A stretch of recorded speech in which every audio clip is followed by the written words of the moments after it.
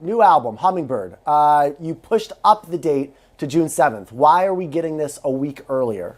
It's been a really long time since I've put out music, and I just didn't, if I could push it up at any form or fashion, I wanted to. And so it's kind of right as we start the weekend leading into the CMA Fest. And I felt like what better way to kind of celebrate the album than with all of the fans in Nashville. Are you an artist where it's like the album's never done, and if there was no hard deadline, you would keep working on it until, until like the last hour? Or with this one, maybe with Hummingbird, was there a point where there was like a light bulb moment and you're like, okay, it's done, it's ready for everyone? Yeah, I feel like when I wrote Hummingbird, that's when it was over. And that was kind of the end of it, which feels contradicting. But yeah, I think I start out when I'm writing kind of not having any sort of fences or walls or boundaries. And as I start to write the first few songs for an album, the whole picture starts to show in my mind, or the puzzle, if you will. And I start to put those pieces together. And so I kind of get more intentional as I go along because I know what stories are missing or what sentiments or vibes or whatever. So I know pretty well when an album is done, and I have to just let it go, and that's the end. It's interesting if you go back to 2020, because your career, you start to receive more award recognition. Of course, you win a Grammy since then also. So how does that impact kind of everything that you have going on? We all want to win awards. I think we're all lying if we say that we don't. But I think I didn't. So there was a time where I did not know I was even going to be nominated or be considered, or let alone win. So I try to take that mindset of just stripping it back and going, it all begins with the creativity and what I put out. And so the best thing that I can do for myself is make the best album that I can. And just know that it can happen. I now have seen that through and through. And I think I'm constantly trying to elevate because of the success that I've had. And I never want to plateau. I just want to keep getting better. One track on Hummingbird, and I've seen you've performed this live, and I've seen fans, post some of the recording and interact with you on social media about it. Is "Truck on Fire"? What happened? Like, what happened?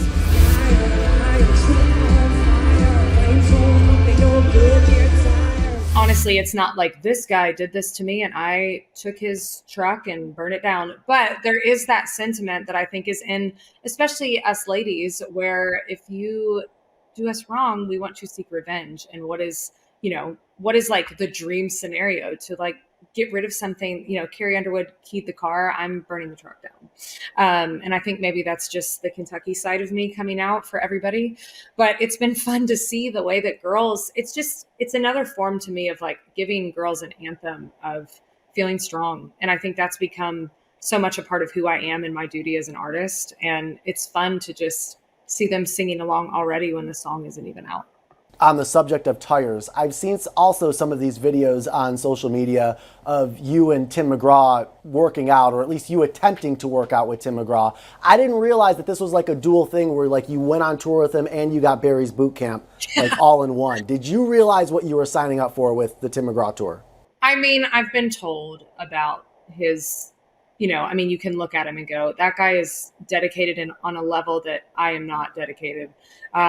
And I kind of made a joke just to go out there and be like, I'm going to take his tire. And then I tried to lift that tire and realized very quickly that there's a reason that Tim McGraw looks like that.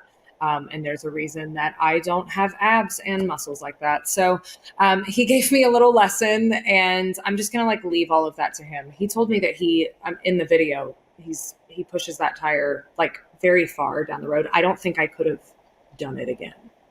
Yeah, I had a bit of anxiety when he was saying that, like going from like basically one end of that parking lot to practically where, because you guys were at the venue, right? In the parking lot there? He was going to like push it back to the venue. And I'm like, I had the reaction you had, which was like, no. You keep doing that, Tim. Right. It's all you, Tim. All right. Well, that's interesting to know. All right. Another song on the album, Rock, Paper, Scissors. How did this one come about? I love a good play on words. And my co-writer, Nicole Gallion, she said, I have an idea for you. And if we don't write it right, we have to write it again. And I had never had somebody say that to me, but when she said rock, paper, scissors, I immediately knew where her brain was going. And I knew that she was like, we have to get this right. And we wrote this song in like 30 minutes. And it's very fun. I feel like this album has a lot of what I would consider bangers on it, which is fun for me. And, you know, it's pretty funny that this is my life story, but you have to kind of poke fun at yourself, don't you? Where's the line for you? Like, as far as, because you're a public figure, you've been in relationships that have been publicized. And part of that obviously is, you know, it allows you to have these human experiences that are publicized that allow you to, that, or allow others to relate with you. But of course you want to keep some of your private life private too. So like, how do you like differentiate between like what you're going to write about, what you're going to maybe embellish a little bit for a song, and then what just is like locked away, nobody needs to know about this? It's a great question. I think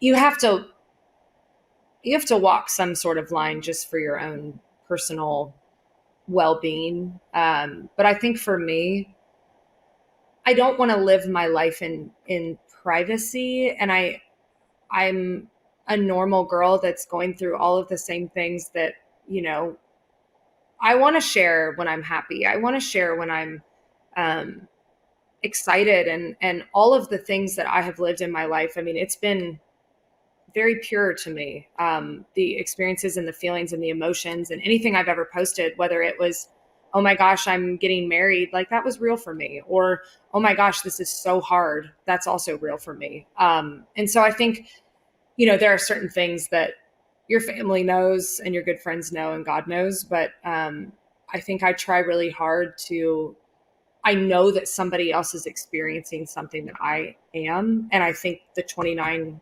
season of my life really showed me that, even to a degree that I had no idea there were so many young people that felt shame around divorce. I knew that I did, so that's why I wrote the song. So I think you have to kind of do that inner check of, once you put this out there, somebody's going to have something to say about it. But I almost feel like I've built my career on just being unapologetically honest about whatever I'm going through. Have you built up a sort of like Teflon when it comes to like checking social media or seeing how fans, and because I'll be honest, like going back to just like the vocal issue that you dealt with, I saw the video you posted on X, and one of the things that struck me was, you know, obviously people that were going to the show in Wilkes-Barre that night were sad that they weren't going to see you, but nobody was like attacking you by any stretch of the imagination. Everybody was very kind, and they like obviously sent their well wishes. They were giving you like all of these tips as if you didn't have probably a million people in your ear already telling you what to do with your voice. But that did strike me as like, you know, a pretty cool thing, and something maybe a little different in this day and age. So what's that like as far as interacting with fans as you share, you know, these professional and personal experiences with them? Well, even you look at that, like a lot of times I feel like, and no disrespect to how anybody wants to handle different events in their lives or whatever. I mean, trust me, people have said a lot about the way that I've chosen to handle some of my stuff, but like, that's a great example of, I could have easily, or a lot of people just put out a statement of, I won't be at the show, yada, yada, yada. That didn't feel authentic to me. And, you know, I had no glam or anything on, but I was sick. And I was like, I think a video is more real. And I'm always that's why a lot of times in my social media, I'm not fixed up and I don't care. And people can like that or not, but this is not my real life every day. And I think it's important for me in all aspects. If I can be real, I was like, just let me make a video so that people can really understand the severity. And I think in return, when you give that kind of insight, just of, I'm going through this and this is not fun, 9 times out of 10, I feel like people are there to support you. And I did feel very supported. I did not feel a lot of hate for that at all, because I think they could see, wow, she is not doing well. Yeah, no, didn't sound great. Good. Sound much better today. So happy to hear that and see that. That's for sure. All right, another song on Hummingbird, Fault Line. Who's singing on? There's a guy singing on that with you, right? It's my co-producer, Josh Osborne, he has written so many hits, so many hits. And he's a lot of the co-writes on my record. And we've discovered in the writing room while writing 29 Written in Stone, he's from Kentucky as well. And he just has a great voice. And it reminds me a lot of what Don Henley had to Trisha Yearwood, or what Vince Gill had to Patty Loveless when they would sing on these tracks. He's become the only male singer on my records and there's not a lot of parts. There's a few things that I sing harmony to, but for the most part, it's just him, because he has such a cool voice that we joke and say Tucky knows Tucky, because we're both from Kentucky. And there's something that you can't fabricate that he has. And so we kind of turn him up a little bit more to where he's almost a little bit of a feature on a lot of these songs, just because he adds such a texture. Real quick before I let you go, so you're in your living room. Are you in Nashville? I am. All right. Coolest thing, I see like some photos, right? And there's a ceiling fan. Is there anything like really, really cool within the shot that you want to point at and give me a quick story about? There you go. And I should say, let's see, I'll turn my thing this way. What if I just broke that? Wait. These records, why is my finger not? Okay, there we go. That was so weird. These 5 records are from my grandparents' collection. They were the Pearce side of my family. My legal last name is actually not Pearce, but I went by my mom's maiden name because my grandparents were so influential in my discovery of country music. And so that's out of their personal record collection, 5 that really spoke to me, that they listened to all the time when they were, my age. But it's Flatt and Scruggs, Tammy Wynette, Johnny Cash, Patsy Cline, and Loretta. And that's really important to me. Congrats again on the album. Good luck with the release. Thank you so much. I appreciate it.